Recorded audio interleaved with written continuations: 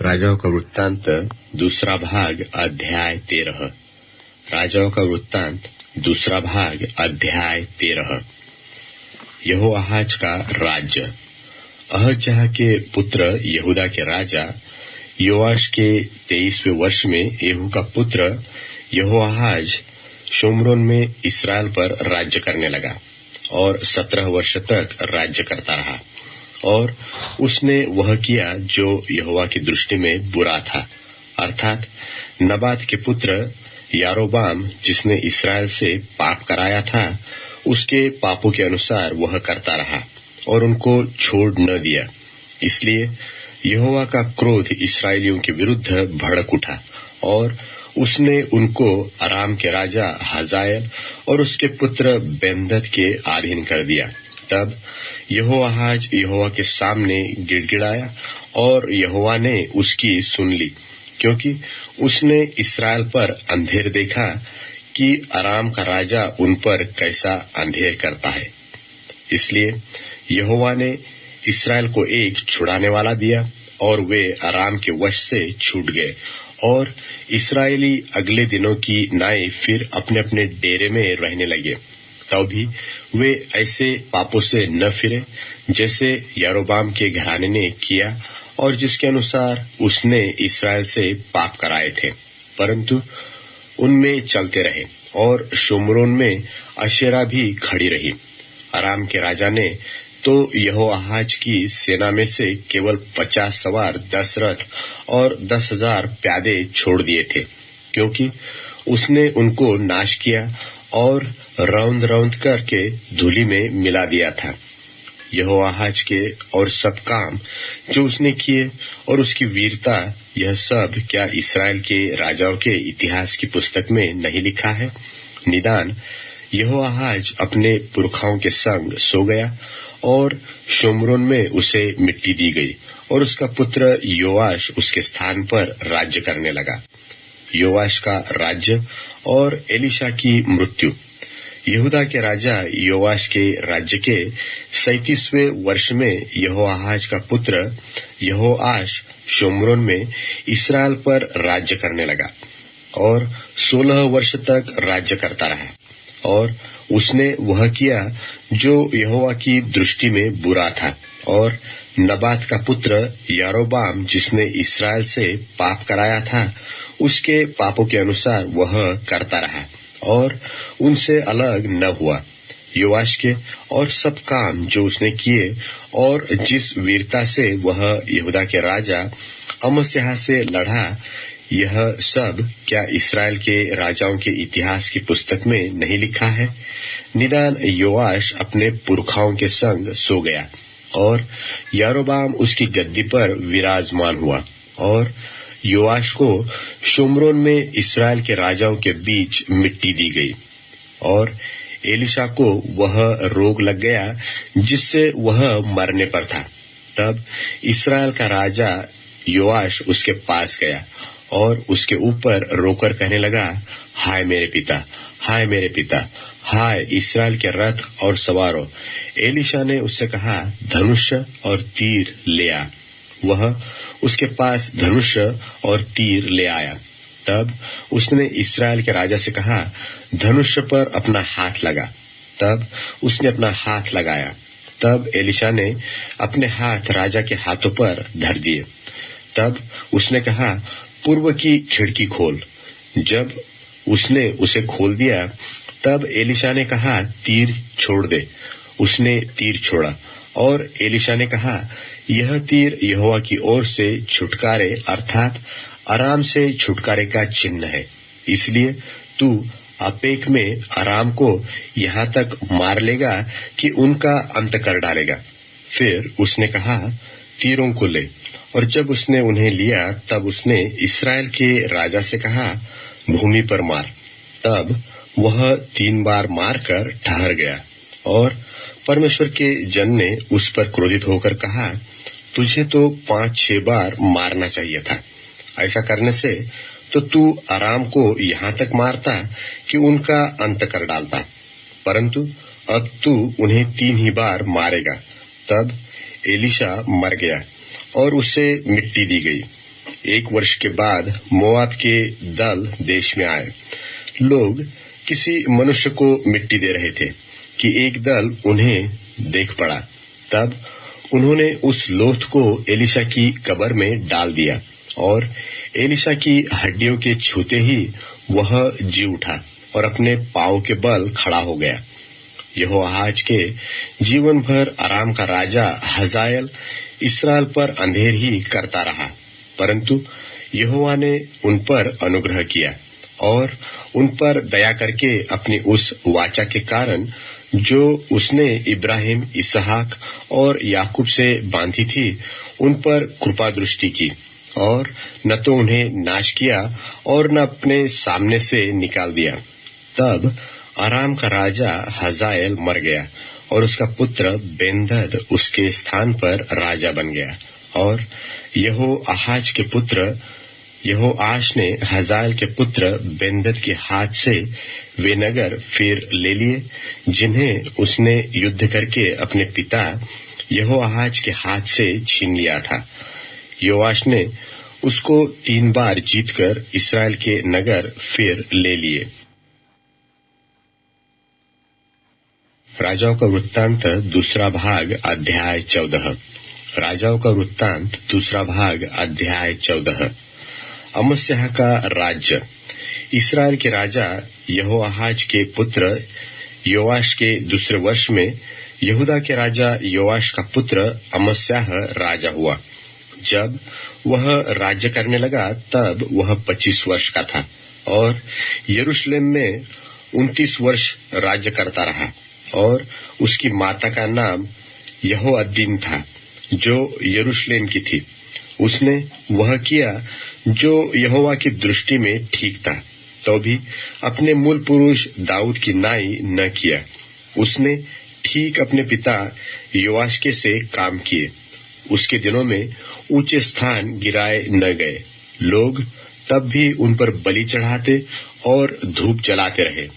जब राज्य उसके हाथ में स्थिर हो गया तब उसने अपने उन कर्मचारियों को मार डाला जिन्होंने उसके पिता राजा को मार डाला था, परंतु उन खूनियों के लड़के बालों को उसने न मार डाला, क्योंकि यहोवा की यह आज्ञा मूसा की व्यवस्था की पुस्तक में लिखी है कि पुत्र के कारण पिता न मार डाला जाए और पिता के कारण पुत्र न मार डाला जाए। जिसने पाप किया हो वही उस पाप के कारण मार डाला जाए। उसी अमस्याह ने लोन की तराई में 10,000 एदोमी पुरुष मार डाले और सेला नगर से युद्ध करके उसे ले लिया और उसका नाम योक्तेल रखा और वह नाम आज तक चलता है। तब अमस्याह ने इस्राएल के राजा योआश के पास जो येहू का पोता और यहोआहाज का पुत्र था दूतों से कहला भेजा कि आ, हम एक दूसरे का सामना करें। इस्राएल के राजा योआश ने यहूदा के राजा अमस्याह के पास यो कहला भेजा कि लबानोन पर की एक झड़बेरी ने लबानोन के एक देवदारू के पास कहला भेजा कि अपनी बेटी मेरे बेटे को ब्याह दे। इतने में लबानोन में का एक वनपशु पास से चला गया और उस झड़बेरी को रौंद डाला। तूने एदोमियों को जीता तो है, इसलिए तू फूल उठा है, उसी पर बढ़ाई मारता हुआ घर में रह जा। तू अपनी हानि के लिए यहाँ क्यों हाथ उठाता है, जिससे तू क्या वरन यहूदा भी नीचा खाएगा। परंतु अमस्याह ने न माना। तब इस्राएल के राजा योआश ने चढ़ाई की और उसने और यहूदा के राजा अमस्याह ने यहूदा देश के बेतशेमेश में एक दूसरे का सामना किया और यहूदा इस्राएल से हार गया और एक एक अपने अपने डेरे को भागा। तब इस्राएल के राजा योआश ने यहूदा के राजा अमस्याह को, जो अहज्याह का पोता और योआश का पुत्र था, बेतशेमेश में पकड़ लिया और यरूशलेम को गया और यरूशलेम की शहर पनाह से एप्रैमी फाटक से कोने वाले फाटक तक 400 हाथ गिरा दिया और जितना सोना चांदी और जितने पात्र यहोवा के भवन में और राजभवन के भंडारों में मिले, उन सबको और बंधक लोगों को भी लेकर शोम्रोन को लौट गया। योआश के और काम जो उसने किए और उसकी वीरता और उसने किस रीति यहूदा के राजा अमस्याह से युद्ध किया, यह सब क्या इस्राएल के राजाओं के इतिहास की पुस्तक में नहीं लिखा है? निदान योआश अपने पुरखाओं के संग सो गया और उसे इस्राएल के राजाओं के बीच शोम्रोन में मिट्टी दी गई और उसका पुत्र यारोबाम उसके स्थान पर राज्य करने लगा। यहोआहाज के पुत्र इस्राएल के राजा यहोआश के मरने के बाद योआश का पुत्र यहूदा का राजा अमस्याह 15 वर्ष तक जीवित रहा। अमस्याह के और काम क्या यहूदा के राजाओं के इतिहास की पुस्तक में नहीं लिखे हैं? जब यरूशलेम में उसके विरुद्ध राजद्रोह की गोष्ठी की गई, तब वह लाकीश को भाग गया। सो उन्होंने लाकीश तक उसका पीछा करके उसको वहां मार डाला। तब वह घोड़ों पर रखकर यरूशलेम में पहुंचाया गया और वहां उसके पुरखाओं के बीच उसको दाऊदपुर में मिट्टी दी गई। तब सारी यहूदी प्रजा ने अजर्याह को लेकर, जो 16 वर्ष का था, उसके पिता अमस्याह के स्थान पर राजा नियुक्त कर दिया। जब राजा अमस्याह अपने पुरखाओं के संग सो गया, उसके बाद अजर्याह ने एलत को दृढ़ करके यहूदा के वश में फिर कर लिया। दूसरे यरोबाम का राज्य। यहूदा के राजा योआश के पुत्र अमस्याह के राज्य के 15वें वर्ष में इस्राएल के राजा योआश का पुत्र यारोबाम शोम्रोन में राज्य करने लगा और 41 वर्ष राज्य करता रहा। उसने वह किया जो यहोवा की दृष्टि में बुरा था, अर्थात नबात के पुत्र यारोबाम जिसने इस्राएल से पाप कराया था, उसके पापों के अनुसार वह करता रहा और उनसे वह अलग न हुआ। उसने इस्राएल का सिवाना हमात की घाटी से ले अराबा के ताल तक जो का त्यों कर दिया, जैसा कि इस्राएल के परमेश्वर यहोवा ने अमित्तै के पुत्र अपने दास गेथेपेरवासी योना भविष्यवक्ता के द्वारा कहा था, क्योंकि यहोवा ने इस्राएल का दुख देखा कि बहुत ही कठिन है, वरन क्या बंधुआ क्या स्वाधीन कोई भी बचा न रहा और न इस्राएल के लिए कोई सहायक था। यहोवा ने नहीं कहा था कि मैं इस्राएल का नाम धरती पर से मिटा डालूंगा। सो उसने योआश के पुत्र यारोबाम के द्वारा उनको छुटकारा दिया। यारोबाम के और सब काम जो उसने किए और कैसे पराक्रम के साथ उसने युद्ध किया और दमिश्क और हमात को, जो पहले यहूदा के राज्य में से था, इस्राएल के वश में फिर मिला लिया, यह सब क्या इस्राएल के राजाओं के इतिहास की पुस्तक में नहीं लिखा है? निदान यारोबाम अपने पुरखाओं के संग जो इस्राएल के राजा थे सो गया और उसका पुत्र जकरियाह उसके स्थान पर राज्य करने लगा। राजाओं की दूसरी पुस्तक अध्याय 15। राजाओं की दूसरी पुस्तक अध्याय 15। इस्राएल के राजा यरोबाम के 27वें वर्ष में यहूदा के राजा अमस्याह का पुत्र अजर्याह राजा हुआ। जब वह राज्य करने लगा तब 16 वर्ष का था और यरूशलेम में 52 वर्ष राज्य करता रहा। और उसकी माता का नाम यकोल्याह था, जो यरूशलेम की थी। जैसे उसका पिता अमस्याह किया करता था, जो यहोवा की दृष्टि में ठीक था, वैसे ही वह भी करता था। तो भी ऊंचे स्थान गिराए न गए। प्रजा के लोग उस समय भी उन पर बलि चढ़ाते और धूप जलाते रहे। यहोवा ने उस राजा को ऐसा मारा कि वह मरने के दिन तक कोढ़ी रहा और अलग एक घर में रहता था। और योताम नाम राजपुत्र उसके घराने के काम पर अधिकारी देश के लोगों का न्याय करता था। अजर्याह के और सब काम जो उसने किए वह क्या यहूदा के राजाओं के इतिहास की पुस्तक में लिखे नहीं है? निदान अजर्याह अपने पुरखाओं के संग सो गया और उसको दाऊदपुर में उसके पुरखाओं के बीच मिट्टी दी गई और उसका पुत्र योताम उसके स्थान पर राज्य करने लगा। यहूदा के राजा अजर्याह के 38वें वर्ष में यरोबाम का पुत्र जकर्याह इस्राएल पर शोम्रोन में राज्य करने लगा और 6 महीने राज्य किया।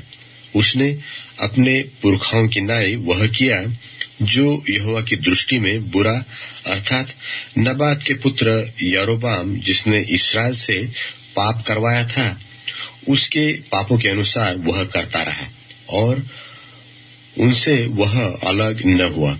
और याबेश के पुत्र शल्लूम ने उससे राजद्रोह की गोष्ठी करके उसको प्रजा के सामने मारा और उसका घात करके उसके स्थान पर राजा हुआ।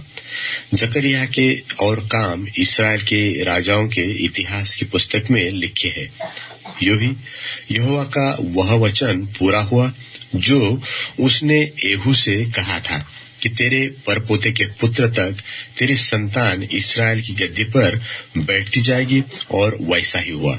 यहूदा का राजा उज्जियाह के 39वें वर्ष में याबेश का पुत्र शल्लूम राज्य करने लगा और महीने भर शोम्रोन में राज्य करता रहा, क्योंकि गादी के पुत्र मनहेम ने तिर्सा से शोम्रोन को जाकर याबेश के पुत्र शल्लूम को वही मारा और उसे घात करके उसके स्थान पर राजा हुआ। शल्लूम के और काम और उसके राजद्रोह की जो गोष्ठी की, यह सब इस्राएल के राजाओं के इतिहास की पुस्तक में लिखा है।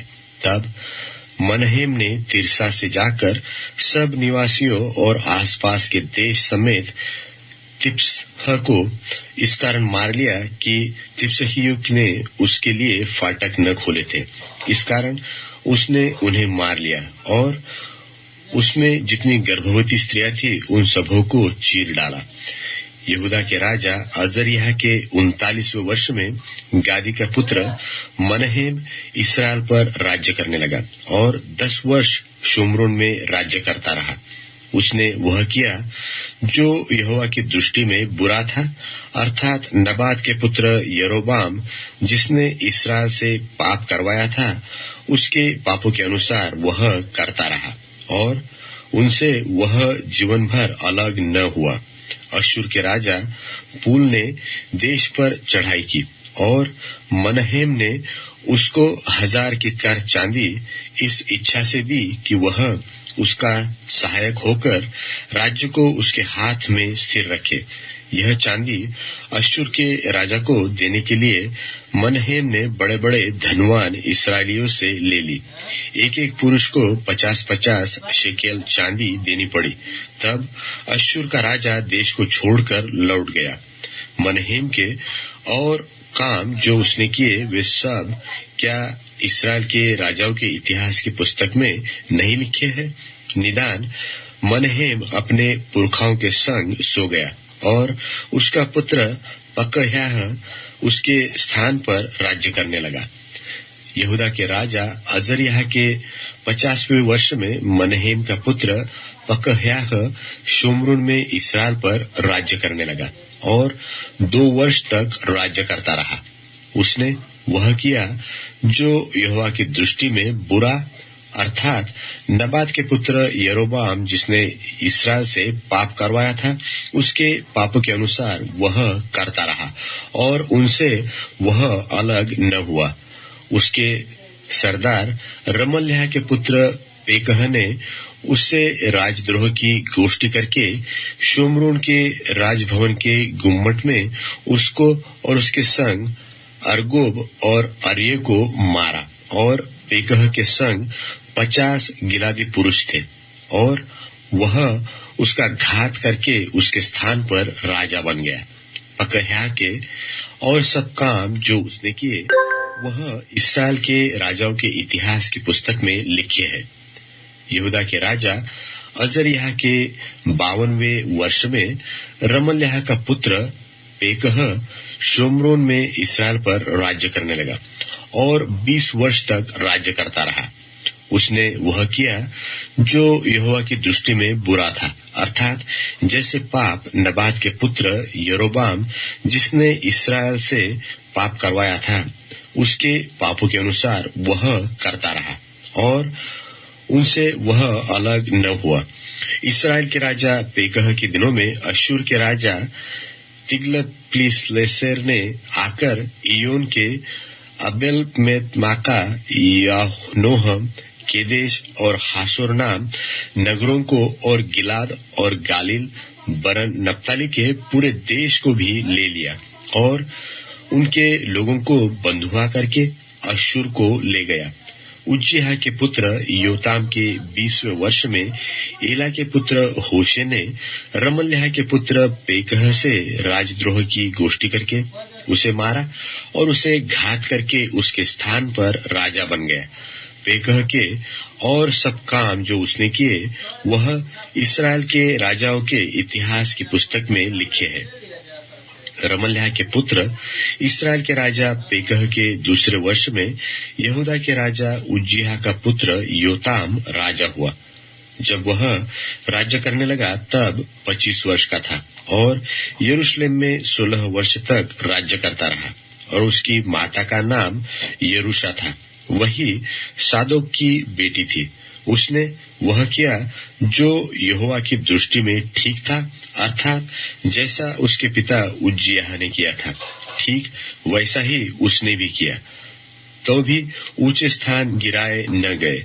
प्रजा के लोग उन पर उस समय भी बलि चढ़ाते और धूप जलाते रहे। यहोवा के भवन के ऊंचे फाटक को इसी ने बनाया था। योताम के और सब काम जो उसने किए वे क्या यहूदा के राजाओं के इतिहास की पुस्तक में नहीं लिखे हैं? उन दिनों में यहोवा अराम के राजा रसीन को और रमल्याह के पुत्र पेकह को यहूदा के विरुद्ध भेजने लगा। निदान योताम अपने पुरखाओं के संग सो गया और अपने मूल पुरुष दाऊद के नगर में अपने पुरखाओं के बीच उसको मिट्टी दी गई और उसका पुत्र आहाज उसके स्थान पर राज्य करने लगा। राजाओं का वृत्तांत दूसरा भाग अध्याय 16। राजाओं का वृत्तांत दूसरा भाग अध्याय 16। आहाज का राज्य। रमल्याह के पुत्र पेकह के 17वें वर्ष में यहूदा के राजा योताम का पुत्र आहाज राज्य करने लगा। जब आहाज राज्य करने लगा तब वह 20 वर्ष का था और 16 वर्ष तक यरूशलेम में राज्य करता रहा और उसने अपने मूल पुरुष दाऊद का सा काम नहीं किया जो उसके परमेश्वर यहोवा की दृष्टि में ठीक था, परंतु वह इसराइल के राजाओं की सी चाल चला, वरन उन जातियों के घिनौने कामों के अनुसार जिन्हें यहोवा ने इसराइलियों के सामने से देश से निकाल दिया था। उसने अपने बेटे को भी आग में होम कर दिया और ऊंचे स्थानों पर और पहाड़ियों पर और सब हरे वृक्षों के तले वह बलि चढ़ाया और धूप जलाया करता था। तब अराम के राजा रसीन और रमल्याह के पुत्र इसराइल के राजा पेकह ने लड़ने के लिए यरूशलेम पर चढ़ाई की और उन्होंने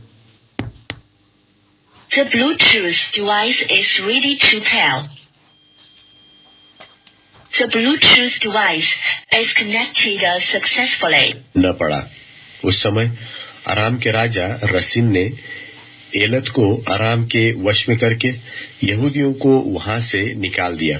तब अरामी लोग एलत को गए और आज के दिन तक वहां रहते हैं। और आहाज ने एक दूत भेजकर अश्शूर के राजा तिग्लत-पिलेसेर से कहा कि मुझे अपना दास वरन बेटा जानकर चढ़ाई कर और मुझे अराम के राजा और इसराइल के राजा के हाथ से बचा जो मेरे विरुद्ध उठे हैं। और आहाज ने यहोवा के भवन में और राजभवन के भंडारों में जितना सोना चांदी मिला उसे अश्शूर के राजा के पास भेंट करके भेज दिया। उसकी मानकर अश्शूर के राजा ने दमिश्क पर चढ़ाई की और उसे लेकर उसके लोगों को बंधुआ करके कीर को ले गया और रसीन को मार डाला। तब राजा आहाज अश्शूर के राजा तिग्लत पिलेसेर से भेंट करने के लिए दमिश्क को गया और वहां की वेदी देखकर उसकी सब बनावट के अनुसार उसका नक्शा उरियाह याजक के पास नमूना करके भेज दिया।